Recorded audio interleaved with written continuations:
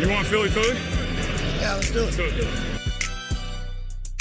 And he's got it, and he's got more, and he's gonna go all the way. What a night, what a season, what a player. Intercepted, picked off by Cooper DeJean, gets a block, DeJean, and touchdown. The Philadelphia Eagles are Super Bowl champions. Eagles fans everywhere, this is for you. Let the celebration begin. Et bonjour à tous, bienvenue pour un nouvel épisode du Fly Podcast Fly. Épisode de victoire, victoire sereine, victoire tranquille, victoire construite dès le premier quart-temps, pas du tout. Nous allons y revenir, victoire contre les Los Angeles Rams sur le score de 33-26. Et pour m'accompagner, j'ai comme toujours la crème de la crème de la crème, à commencer par Monsieur Loïc Badoual, qui est dans sa résidence tertiaire au soleil. On ne donnera pas de nom, mais qui en tout cas passe des bonnes vacances depuis maintenant plusieurs mois. Bonjour à toi Loïc. Hello. Bah écoute, on fait que gagner. Donc... Et oui, on ne fait que gagner, évidemment.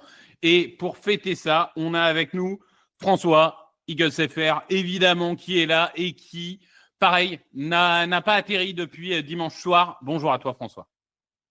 Hello Victor, et en effet, je n'ai sérieusement pas atterri, rien que me repenser aux dernières minutes du match. Ouh, les petits frissons. Et évidemment, on a avec nous un homme qui n'a pas dormi depuis une semaine à peu près, entre match des Eagles, matinale et préparation du Ballon d'Or. C'est évidemment Monsieur Grégory Hacher. Bonjour à toi, Grégory. Bonjour à vous les gars, bonjour à vous qui nous écoutez. Et évidemment, back to back. Évidemment, plus que jamais. Après les avoir insultés plus que jamais, je les ai encensés plus que jamais. Bienvenue. Exactement. Alors bon, petit résumé du match. Résumé du match. En première mi-temps, c'est une catastrophe. Je veux dire, on est les putes des Rams. Alors ça commence par une interception de Bone et on marque 7 points, on se dit c'est bien. Et puis derrière, on se fait pilonner. On fait à peine 30 yards en attaque et 0 yards, je crois, à la passe de souvenir. On se dirait... -1. Ouais. -1 ou -2, je crois. On les limite à 19-7. On se dit, attends, on a un balle en début de seconde mi-temps, là. Il faut y aller. Bam! Sac de Jalen Hurts, fumble. Et évidemment, touchdown derrière des Rams, 26-7. On se dit que c'est fini ou presque fini. Et là, on va en parler de ce qui s'est passé, mais les Eagles décident d'ouvrir le cahier de jeu et apprennent qu'on a le droit de lancer la balle à plus de 5 yards. Et ce qui se passe, c'est un touchdown. Puis un autre. Après, il y a un petit échange de quatrième tentative. Un field goal bloqué pour les Rams.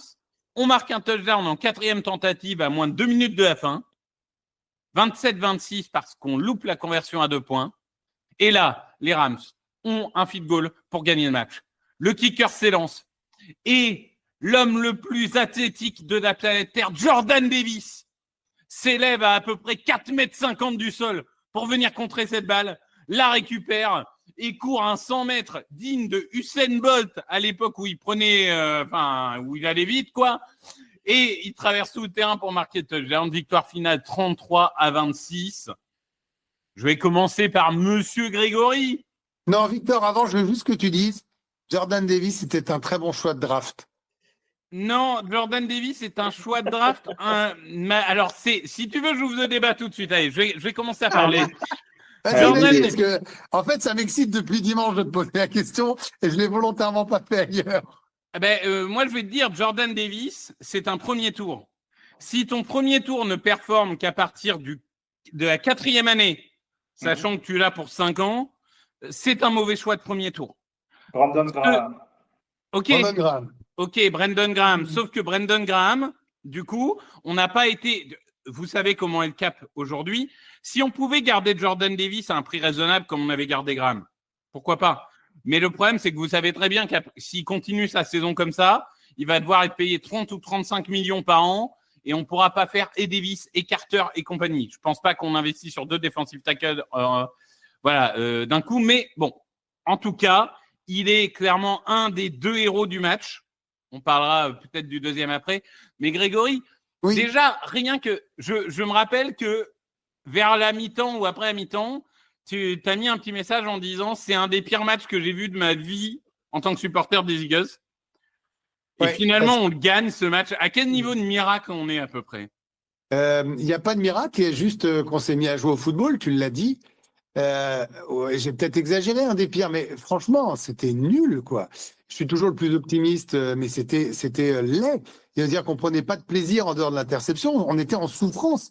C'est-à-dire que tu regardes ton équipe, tu as l'impression que chaque joueur traînait un boulet, un sac de 25 kilos, que tout se faisait au ralenti, alors que tu vois la NFL, c'est un jeu de rapidité, de réflexe. Nous, c'était vraiment en slow motion.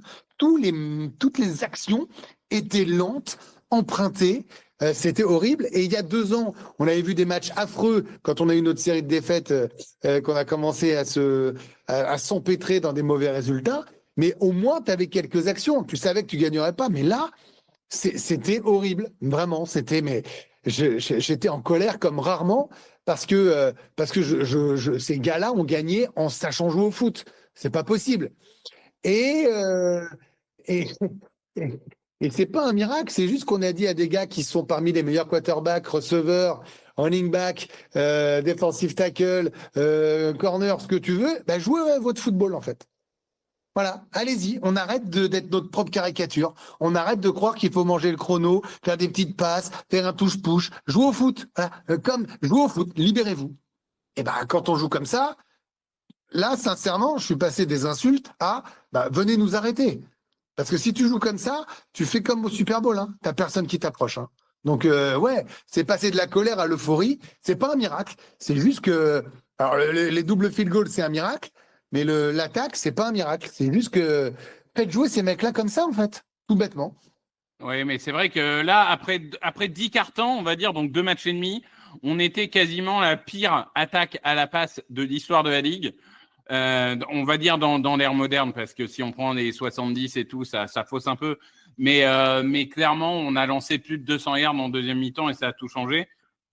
François, le football, il a changé. Est-ce que finalement, il fallait pas toucher le fond, un peu comme l'année dernière où on a touché le fond à Tampa Bay. Alors certes, il y avait des absents et tout, mais on a perdu de 20 points dans un match où on n'était pas du tout dedans. Là, c'est presque à la mi-temps qu'on a changé, mais est-ce qu'à un moment, ce genre d'équipe, il ne faut pas toucher le fond pour rebondir? Est-ce que finalement, ce n'est pas exactement ce qu'il fallait à ce groupe? Si, moi je suis sûr de ça. Je suis sûr de ça parce que l'année dernière, on touche le fond, on est à 2-2. La version officielle de l'équipe, c'est non, mais ça allait bien. Mais on a bien vu que le cahier de jeu offensif, pareil, avait été complètement ouvert après la bye. Moi, ce qui me faisait flipper, c'est que la bye allait dans longtemps. Et donc, j'avais peur qu'on traîne comme ça jusqu'à la bye. Le fait de se prendre la claque qu'on s'est mise à sembler être l'électrochoc. Et on a découvert qu'on pouvait lancer en 1 contre 1 à Edgy Brown et que, guess what, Edgy Brown, il est capable de réceptionner et de battre les cornerbacks qui font 1m75 et 50 kg des Rams. Donc oui, je suis convaincu que c'était l'électrochoc qui était nécessaire en attaque. Je le dirais moins sur la défense parce que la défense, elle a quand même permis qu'on reste dans le match. Mais sur l'attaque, il y avait une énorme claque à mettre. Et a priori, en plus, c'est Jalen Hurts qui semble avoir été... encore une fois, le moteur dans la claque auprès de tout le monde en disant on change la manière dont on joue.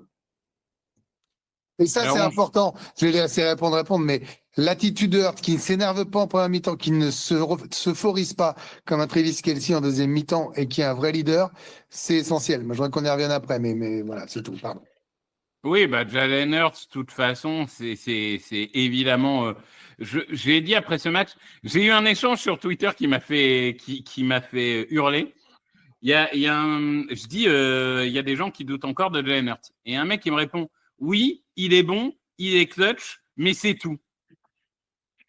Je lui dis, ouais, d'accord, et je sais pas, dans mon monde, gagner, c'est important en sport, quoi. Il me dit, non, l'important, c'est esthétique. Ah ouais, si tu veux, mais en attendant, moi, je préfère être à 3-0, quoi. Donc, il y a un moment, Jalen Hurts, lui aussi, il a touché le fond, il n'avait pas été aidé par Adigne, on va y revenir. Mais globalement, quand il a fallu se sortir les doigts de vous savez où, 200 yards, 3 touchdowns, le dernier touchdown en 4e tentative, enfin, c'est extraordinaire. Il a réussi à impliquer Edgy Brown, Devonta Smith, c'est absolument fou. Loïc, je t'ai réservé de meilleurs sujets. Dans le premier quart-temps, blessure de Lane Johnson. Du coup, nos amis décident, alors que quand même, on l'avait dit avant la saison, qu'on ne comprenait pas pourquoi Pryor était là, ils décident de mettre Matt Pryor en tackle droit. Résultat, Jalen Hurts, il s'est pris 2 chocs. Un mec normal se pète la moitié de ses os. Vraiment. Parce que les deux, il se les prend, mais en frontal, quoi. C'est juste incroyable qu'ils soient encore debout. Et derrière, on décide de mettre qui ? Le retour del Grando, del Phénoméno, Fred Johnson, qui nous fait un match. Honnêtement, il y avait Johnson sur le maillot. Ça revenait au même que Lane. Le match de Fred Johnson, je suis désolé, mais il y avait Johnson, il manquait plus que 65 et tu voyais pas la différence. Enfin, si, physiquement, tu vois la différence, mais ça, c'est un autre débat. Loïc, Fred Johnson, mine de rien, ça a été le catalyseur de cette remontée. C'est peut-être fou, alors qu'on a A.J. Brown, Jalen Hurts, etc., de parler de ça, mais c'est ce retour, en fait, le moment où la ligne offensive a recommencé à marcher, on a marché sur les Rams. C'est sûr que quand ta ligne pouvait tenir à 5 sans concéder de pression et de big hit, tout d'un coup, c'est plus facile pour attaquer la passe au milieu ou en sideline deep. Moi, j'avoue que j'ai pas trop compris ce qu'ils ont fait. À la limite, qu'il fasse entrer Pryor parce que c'est lui qui s'est entraîné toute la semaine à droite. Bon, ok, à la mi-temps, tout le monde a vu que fallait changer. Et non, il aura fallu ce fumble, en fait, cet énorme hit pour dire c'est bon, le mec, il peut pas la faire. On le sort. Mais bon, il paraît que c'est pas grave. D'après PFF, c'était le 3e meilleur joueur des Eagles, Pryor sur le en attaque, donc tout va bien. Non, mais c'était dommage qu'il parte en free agency, mais après, lui, il voulait un poste de titulaire, il l'a pas eu, donc OI a pu le récupérer. On l'avait vu l'année dernière, quand Mailata avait été blessé un mois, il avait fait un gros match contre les Bengals et Hendrickson. Là, Verse, on ne l'a plus vu. Une fois que Fred Johnson il est rentré, est-ce que vous vous souvenez de Verse qui s'approche ne serait-ce qu'un petit peu de Hurts? Moi, je n'ai pas le souvenir. Donc, Non. Après le remplacement, non. Mais ce qui est en plus fascinant, c'est que Pryor, les gens disent oui, il n'était pas mauvais à Chicago. Alors déjà, la ligne offensive de Chicago l'année dernière. Et en plus, les rares moments où il n'a pas été mauvais, c'était en garde. non, mais À quel moment tu te dis non, mais en tackle, enfin, je veux dire, il y a un moment, j'avais vraiment l'impression des bébés quand ils ont une boîte avec un carré, un triangle et un rond. Il avait pris le rond, il essayait de rentrer dans le triangle et il continuait, quoi. À aucun moment, il se dit mais attends, c'est peut-être pas le bon move, quoi. T'as quand même un truc, Victor, c'est que Fred Johnson, il avait joué left tackle, donc en remplaçant Mailata l'année dernière, il avait bien joué. Parce que du coup, j'étais allé rechercher. Là, il n'a pas joué right tackle, mais ça fait 1 an qu'il n'avait pas joué right tackle. Et quand il a joué à droite, c'était l'année dernière, en semaine 4. Et il avait fait un match de merde. Et quand Lane s'était blessé. Donc, ça change rien au fait que Pryor était pire. Mais je pense que Stott, il était pas très chaud en ayant soit Pryor qui était une catastrophe, mais en se disant au moins il a de l'entraînement en right tackle. Là où Fred Johnson n'en avait pas. Heureusement, ça a payé. Le move, il a été fait assez tôt, mais il y avait un passif qui était quand même. Enfin, je veux dire, le match de Fred Johnson, il sort de nulle part. Après, c'est l'histoire d'un match. C'est l'histoire d'un match dans tous les sports et encore plus en NFL. Tu as des mecs qui deviennent un facteur X et que tu ne revois plus jamais. Combien on a vu ça en série NBA, en finals, avec un mec qui devient bon. Alors, Fred Johnson, il est fiable, mais je suis d'accord avec François. C'était pas gravé dans le marbre que ce mec-là allait être aussi bon. Et ça se trouve, la semaine prochaine, si Lane ne joue pas, il va être cata. Tu vois, donc c'est bravo à lui. Mais moi, j'étais pas non plus convaincu que ce soit l'un ou l'autre. Franchement, c'est facile après match, en fait. Non, mais là où Loïc a totalement raison, c'est que le problème, c'est pas forcément de mettre Pryor à la base, c'est de pas le remplacer quand tu vois qu'il prend marée sur marée sur marée. Ça pouvait pas être pire. De toute façon, il gagnait littéralement pas un duel. Donc il y a un moment, je sais pas, s'obstiner, ça me paraît bizarre. Bon, pour finir, oui. Et puis juste, on a bien vu les Rams, ils faisaient que blitzer de son côté. Parce qu'on peut parler de Pryor, mais Barclay en passe pro, il a été catastrophique. Après, je sais pas si c'est parce qu'il se disait qu'il devait compenser l'autre, mais Mais plusieurs fois, les commentateurs, Greg Olson a expliqué que Barkley se trompait sur son Ouais, alignement. il y a un snap où c'est catastrophique. Hein. Justement, c'était mon dernier point. Alors, après, Greg, si tu veux rajouter sur du Jalen Hurts, qui est extraordinaire comme chaque semaine, on peut. Hein. Mais mon point, c'était plus, est-ce qu'on a un problème, Saquon Barkley? Je sais pas, moi je pense que c'est pas tellement. Non, mais sur Hurts, c'est bon. Moi je suis ravi. J'ai des cartes qui prennent de la valeur chaque semaine. Je suis très content. Mais non, mais d'abord, je n'ai pas de doute sur son leadership. Donc Hurts, je reviens pas dessus. On a tous dit bravo, magnifique. Et je suis content qu'enfin ça paye en stats parce que mine de rien, ils en ont besoin chez les Ricains. Pour Barkley, je ne sais pas s'il y a un problème. Et il y a moins d'ouverture. Et puis, j'aurais dit, il y a un problème s'il n'y avait pas eu ce speed move qui nous change le match quand même. Donc, il a une action, il l'a fait. L'an dernier, il avait déjà droppé, là, il a continué un petit peu. Mais l'an dernier, il faut se souvenir de ses 4 premiers matchs avant la bye. Voilà. Lui aussi, il n'était pas non plus. Il y a eu un énorme run contre les Saints en semaine 3. Mais le reste, c'est lui qui perd le match sur ce oui, Atlanta. Oui, contre les Falcons. Atlanta, c'est lui, hein. Donc, non, mais ça, de toute façon, je crois qu'il faudra vivre avec ces drops. Hein. Je crois que c'est trop tard pour changer, malheureusement. Et, moi, ce qui m'étonne plus, c'est son utilisation. En fait, il joue 80-85% des snaps. Mais moi, ce qui m'étonne plus, soit blessé, mais tu viens de trader pour un running back où tu as balancé 2 picks. Tu as AJ Dillon qui peut faire qui est physique, qui peut peut-être plus aider dans des runs tout droit en plein milieu. Je sais pas, je suis pas trop sûr. Ça manque de créativité, pardon Victor. Je trouve que ça manque de créativité sur les routes proposées au running back aussi, indépendamment de sa quoi. Non, mais non seulement c'est de la course, mais les inside run après inside run après inside run. Non, mais c'est ça. Voilà, le scénario du match fait qu'il n'y a pas beaucoup de courses. Fair enough, il n'y a pas de problème. Là où il y a 2 problèmes pour moi, comme le dit Loïc, c'est le manque d'alternance. C'est-à-dire en première mi-temps, on n'a même pas vu AJ Dillon ou Tank Bigsby, pour lequel, en effet, on a dépensé 2 pics. Donc, il y a un moment, je ne sais pas, fait un peu tourner. Et la deuxième chose, c'est que ce qui a marché l'année dernière le plus, c'était ces courses extérieures où il battait un vis-à-vis et où derrière, il avait 50 yards de tout droit. Là, à aucun moment, ils ont tenté des runs extérieurs. C'est que vraiment entre le garde et le centre. Voilà. Entre le garde et le centre, encore et toujours et toujours et toujours et toujours. Ça doit changer, quoi. Après, il y en a un staff et des joueurs qui savent quand il faut changer. On l'a vu à la mi-temps, on l'a vu l'an dernier à 2-2. Loïc a eu raison de rappeler le début de saison crescendo de Barkley.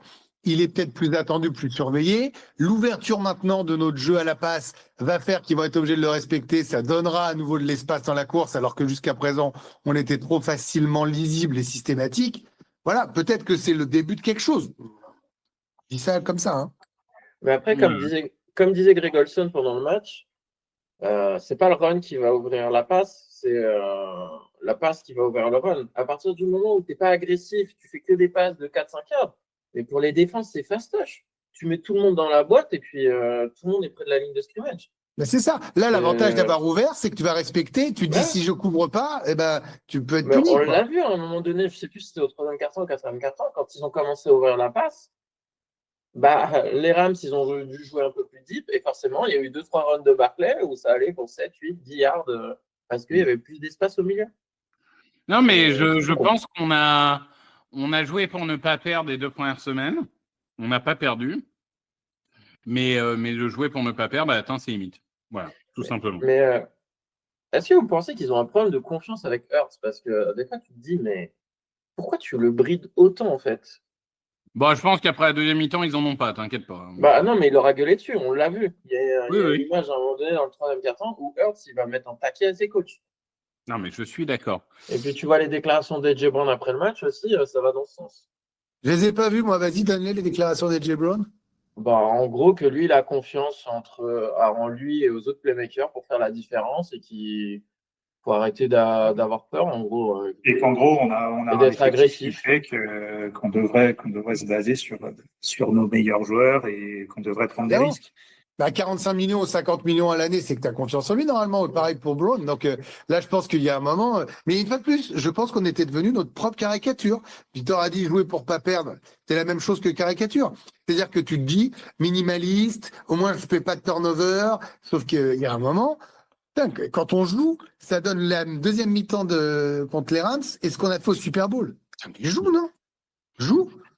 Je suis d'accord. Et on saluera aussi encore une grande performance arbitrale, hein, puisqu'il y avait offensive interférence sur touchdown de Adams.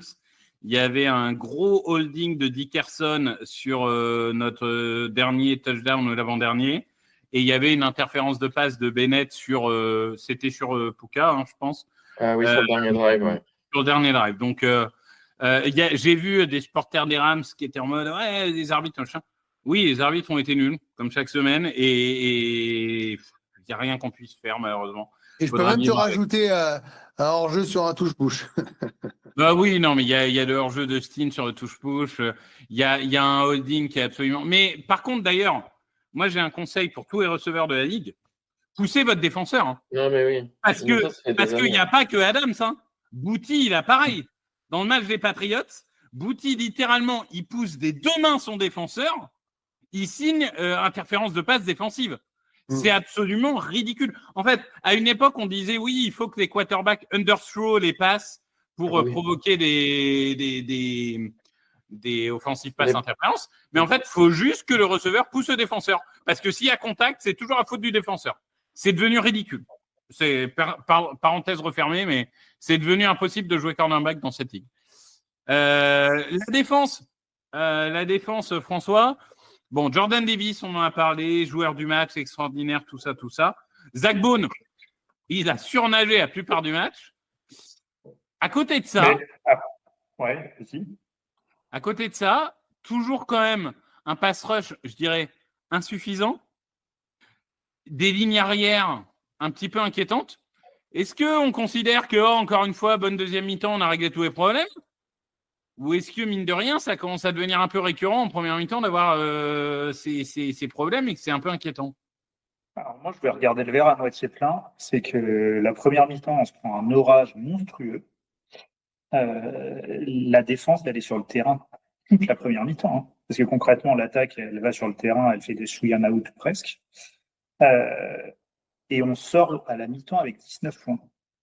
Et si tu veux, je me suis revu le match. Je ne sais pas comment. Enfin, si, je sais comment, en fait, quand tu regardes. Mais le nombre de drives des Rams où tu fais ça y est, on va se prendre le touchdown et on resserre et on se prend field goal. Moi, je pense que honnêtement, la clé du match, de toute façon, c'est un match en vrai qui se joue à un point. La clé du match, elle est que la défense, elle a su laisser passer l'orage. On en avait parlé dans la preview. Enfin, c'est quand même l'attaque de McVay, c'est l'attaque de Stafford, Nakua. Et en l'occurrence, là où ils nous ont eu joliment, c'est que je pense que ça avait été très organisé pour défendre Nakua, Adam Stafford, avec ses Kyren Williams et le jeu de course qu'il nous a mis. Donc, si j'ai une inquiétude sur la défense et qui, objectivement, commence à être un sujet, c'est la défense à la course, parce qu'on se fait quand même méchamment ouvrir en première mi-temps et qu'en deuxième mi-temps, ça avance quand même.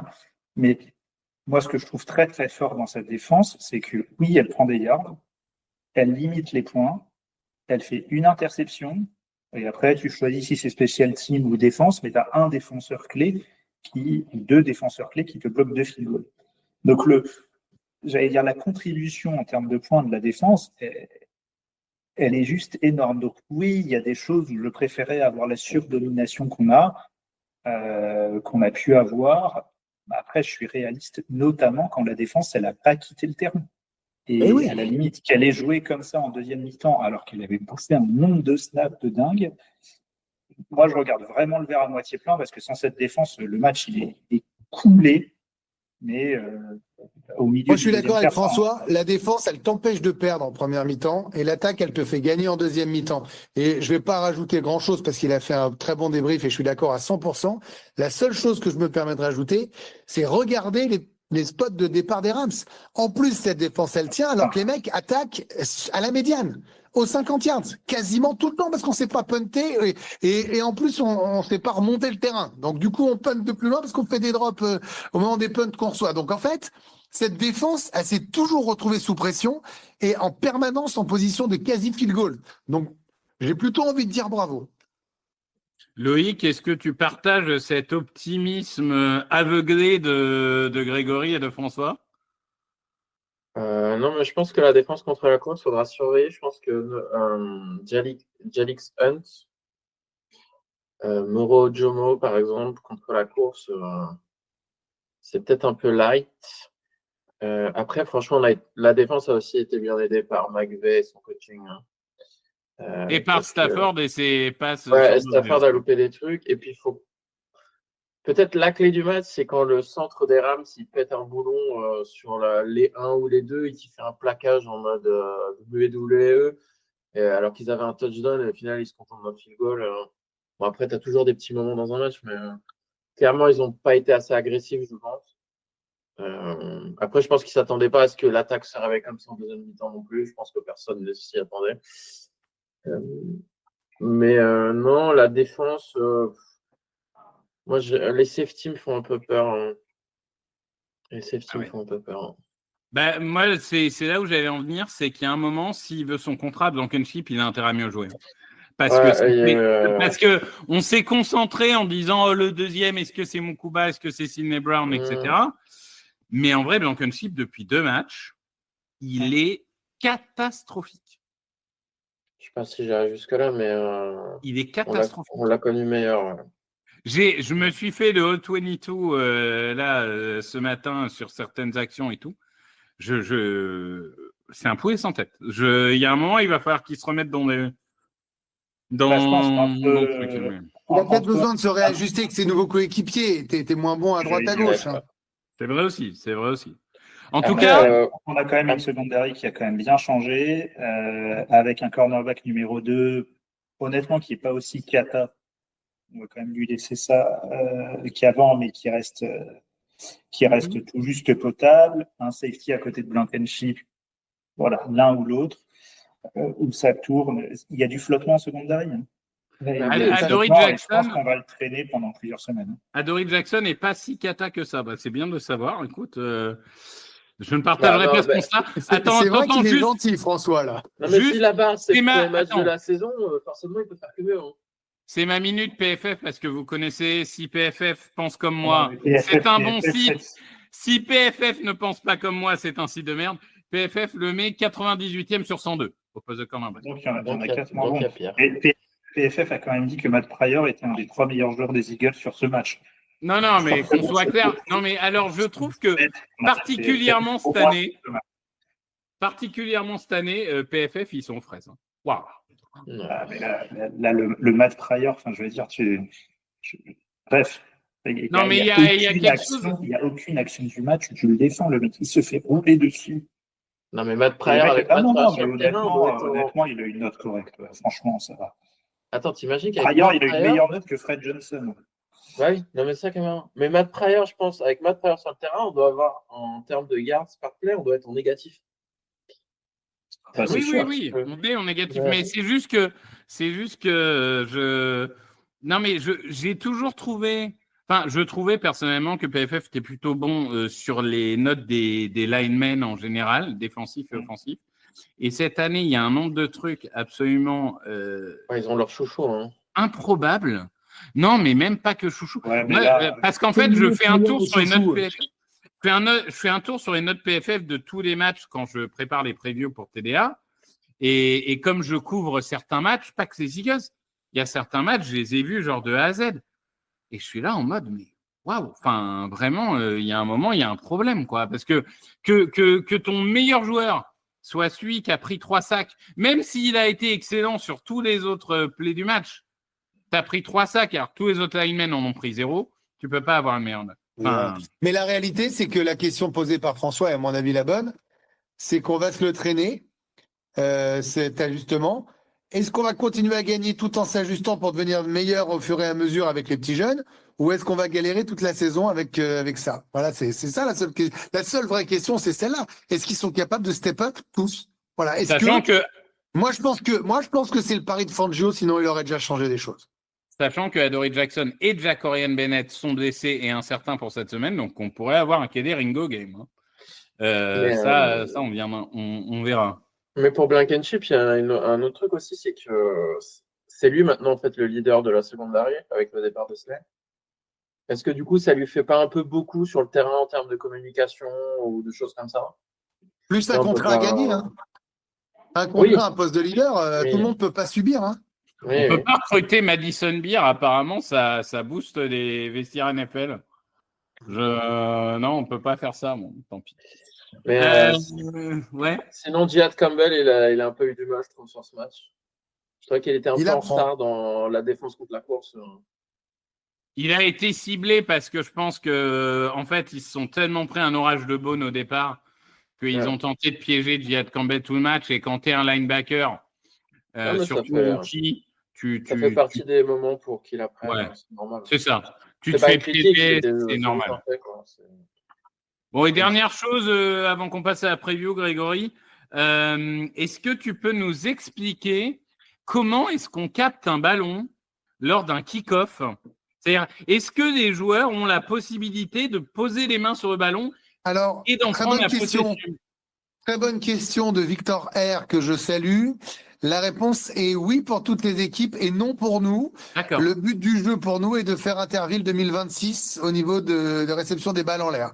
Donc là, on est plutôt pas mal pour s'entraîner. Voilà, c'est ahurissant. Je pourrais les insulter des heures. C'est un sketch. J'ai retrouvé un beatwriter et je sais plus qui c'était, qui faisait remarquer que les Rams faisaient beaucoup de kicks avec des balles avec des trajectoires bizarres et qu'il était plus dur à récupérer que les autres. Mais je m'attendais pas à un tel massacre. Alors, c'est le job d'un retourneur. Contrepoint, parce qu'en effet, il y a 3-4 kickers qui arrivent à faire des courbes un peu bizarres. Quand tu regardes les autres retourneurs des autres équipes, ce qu'ils font, c'est qu'au lieu de mettre les mains, ils mettent le corps en opposition. Ce qui fait qu'au pire, si le ballon rebondit un peu bizarre, il est devant eux et c'est plus facile pour l'attraper et pour repartir de l'avant. Là où nos joueurs, nous, ils mettent les mains, ça passe entre les mains et du coup, ils sont obligés d'aller derrière le rechercher. Et on Donc, démarre à aux 20 yards, aux 15 yards. Les autres attaquent aux 50. C'était toute l'histoire du match. Hein. Franchement, si on avait commencé au 20, ça aurait été bien. C'était souvent au 10, au 15. Oui, c'est vrai. C'était un enfer. J'arrive pas, T'es pas au 35 comme tout le monde, quoi. J'arrive pas à définir si c'est une bonne règle ou une mauvaise règle cette histoire. Je trouve que commencer des 35 quand le ballon va en end zone, c'est un peu excessif. Ils auraient peut-être dû rester à 25 ou passer à 30, mais là, on va voir. Mais au moins, ça rend à nouveau le kick-off intéressant. Ça, on peut pas leur reprocher. Oui, puis je pense que ça va être bien bossé cette semaine. C'est possible aussi. Eh bien, ça, c'est absolument parfait. On va passer sur la preview de notre défaite de la semaine 4. Non, c'est des conneries, ça. Je suis pas superstitieux, donc allez-y, chialez, j'arrive. Loïc, pourquoi Ouais, allons-nous perdre contre les Tampa Bay Buccaneers à Tampa Bay samedi prochain? Alors, attends, pardon, je fais mal mon boulot. Oui, dimanche, pareil, samedi, dimanche. Qui s'en fout de nos jours? Je fais mal mon boulot, je vais prendre un petit peu, je vais donner un petit peu de contexte. Donc, Mike Evans est incertain. Malgré tout, bon, ça reste l'attaque qu'on connaît avec Baker Mayfield, Cade Otton. Alors, Chris Godwin n'est pas là non plus, il reviendra que plus tard. Il y a Emeka. Il va revenir dimanche, justement. C'était pas 4 matchs, il n'était pas en pup? A priori, lui et Wirth vont faire leur début dimanche. Ah bon, je pensais qu'il était en pipe, en pup, en bref. Non, il était juste en route. En tout cas, donc il y a Emeka Egbuka, le rookie, qui est formidable. La ligne offensive a quand même perdu beaucoup de monde puisque Cody Moke est absent pour la saison, que l'autre garde que j'ai pu en tête est blessé aussi. Donc il y a quand même des blessures et puis Wirth, même s'il revient, dans quel état on verra. Et à côté de ça, on a une défense qui souffle un peu le chaud et le froid, hein. Qui prend des points, qui prend des yards. Après, Ils n'ont pas joué de Cador, hein. mais il y a quelques turnovers, il y a quelques trucs, mais bon, c'est quand même pas extraordinaire. Il y a eu une victoire étriquée contre les Falcons en deuxième semaine. Étriquée contre les Texans et étriquée contre les Jets. et étriqué contre les Jets. Rappelez-moi les bilans des équipes là. Ah oui, d'accord. Merci. Oui, d'accord. Oui. Alors, fais parler François parce que je pense qu'après François, il va falloir qu'il s'en aille du podcast. Mais François, fais gaffe à ce que tu vas dire. Je t'ai à l'œil là. J'ai maîtrisé le Victor, mais fais gaffe quand même. Ah non, mais moi, alors, je vous l'avais déjà teasé sur les derniers podcasts. Moi, je suis convaincu qu'il y a une clé qui nous a fait bouffer contre les Bucks, attaque, défense. Mais pour moi, la clé, c'est que Hurts prenait la masse de blitz et arrivait pas, et se faisait bouffer psychologiquement, tactiquement. Et il a énormément progressé. Et depuis ce début d'année, je trouve qu'en termes de lecture, notamment des blitz, il a vraiment progressé. Et pour moi, si je fais, c'est la clé qui fera qu'on gagnera ce match. Côté attaque contre défense, je pense que si on a Davis et Carter au niveau où ils sont, voilà, si on a pu tenir l'orage des Rams, on tiendra ce que les Bucks auront nous offert. Le match, il se joue de l'autre côté du ballon pour moi, et je pense que cette année, on a les clés pour gagner. Est-ce que c'est beau? Putain, je suis en train de me le réécouter déjà. Fallait que je sois là pour toi, Greg. Faut qu'on soit de deux. Parce que Alors, donne ton prono. C'est la Donne ton prono si tu dois partir, comme ça. 31-24. 31-24. Grâce à ce retour, j'ai gagné la semaine dernière grâce à ce retour, non? Alors, promis. Je crois que c'est moi qui ai gagné, du coup. Promis, je vais faire les comptes des 3 premières semaines quand j'ai 2 minutes. Promis. Oh putain, Loïc... François qui annonce une victoire des Eagles aux Bucks, putain, c'est bon. Mais moi, j'ai déjà donné le résultat il y a 2 semaines, en fait. J'ai déjà dit qu'on allait gagner à Tampa il y a 2 semaines. D'accord, mais tu le penses toujours et tu as un score à nous donner? En fait, c'est simple. Si offensivement, on joue comme la première mi-temps, on va perdre. On va se faire éclater la gueule. Si on joue comme la deuxième mi-temps, on va gagner. Mais je pense pas qu'on va les éclater. Merci pour cette analyse. Merci, évidemment. Je suis si on joue bien, on gagne. C'est McDaniel, quoi. Non, je pense que ça va être un match serré. De toute façon, on voit bien les Bucks. Ils ont un super QB dans le 4e quart-temps aussi, Mayfield. Je crois que c'est. Ouais, il fait 3 comebacks sur les 3 victoires. Ah oui, faut pas lui laisser une dans minute. Les 2 dernières minutes. Avec le faut pas lui laisser une minute. Que j'arrive pas à prononcer, receveur, là, tu le diras. Le mec avec Boca. Ouais. Je pense que Mitchell sera en face tout le match parce que je pense pas qu'Evans se joue, vu la blessure qu'il a. À mon avis, il va être parfait plusieurs semaines. Oui, je pense que Evans, ça va être compliqué. Godwin, je sais pas dans quel état il sera du coup. Donc c'est quand même un peu que Ekbuka, tout ça. Même si Sterling Shepard reste toujours un très bon receveur, ça a toujours été un très bon numéro 2, numéro 3. Il y a pas de problème là-dessus. Juste petite trivia, Loïc. Donc quand on s'est fait défoncer en septembre 2024, on a marqué un touchdown en passe. Qui a réceptionné ce touchdown? À la passe. Je sais pas, Calcaterra. Non, un homme plus connu pour son bloc que pour ses capacités de réception. Ah, Lane Johnson. Non, un receveur, mais qu'on aimait bien avoir en receveur numéro 4 parce que c'était un excellent bloqueur. Un excellent bloqueur. C'est pas ton copain drafté là? Je sais plus comment il s'appelle. Non, c'était notre ami Paris Campbell. Ah ouais, non. Ah bah oui, il faut se souvenir du grand Paris Campbell.